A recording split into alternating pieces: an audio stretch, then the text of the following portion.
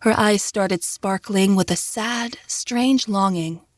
Sometimes I want to transform, to run into the woods and just hide. She looked toward them now, as if she would begin sprinting toward them at any minute. I prefer you more as a girl, lass, Enfys said. Though I know if you wanted to remain a tigress forever, I wouldn't stop you. That's the difference between Tito and I. He gave her a soft kiss on the cheek. Dylan felt her insides grow warm, and her heart skipped a beat as she felt Enfys's soft lips caress her skin. There was the sound of someone clearing their throat behind them. They turned to see Devin standing there, a confused look on his face. Savannah sent me to tell you that we're going to start training in an hour. Okay, Dylan said, a little lightheaded. Enfys touched her chin lightly with his fingers and said, Keep your head up, Dylan. Soon things will be working out for all of us. Enfys walked away, whistling some familiar tune. Dylan watched him go, and her brother came up to her side. Was I imagining things? Or did Enfys give you a kiss on the cheek? It was only a friendly kiss. No big deal, she said, with an airy quality to her voice that had never been there before. All right, he said suspiciously, if that's all it was. Did you tell Nellie you love her yet? Dylan said abruptly. Her brother's face fell. She sighed loudly and said, You need to tell her soon, Devin, before you miss your chance. Nothing's guaranteed as a Rhodi, not even tomorrow. Something terrible could happen at any moment. It's hard to tell her when she's so sick. It's like admitting the end is coming, Devin said.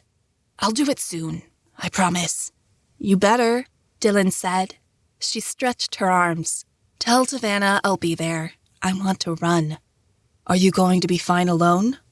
Devin said, looking toward the woods. She rolled her eyes. Come on, Devin. We've been here for months. It's the middle of the day. Nobody is out here. She sprang onto all fours, transforming in midair and letting out a loud roar.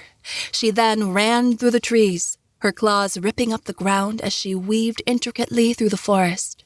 Every inch of her body relaxed, the bones stretched instead of imprisoned as she growled happily to herself. This was being alive, becoming a fierce predator, one that neither feared nor cared about the actions of humans, their romances, or their wars. She was simply a big cat concerned with her own survival and her life in the jungle. Each time she transformed, she grew bigger and stronger. Her craft seemed nearly limitless. The sun hovered over the woods. Her stripes blended in with the tall trunks of the trees, and she felt herself melt into them, becoming part of a painting in her mind that stretched on for miles and had no end, yet was contained within a small part of herself. Dark browns and oranges collided together until she felt that this was her forest alone. Rhodi or no Rhodi, she was a tigress forevermore.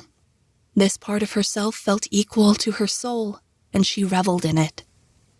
Something that wasn't part of her painting moved in the shadows.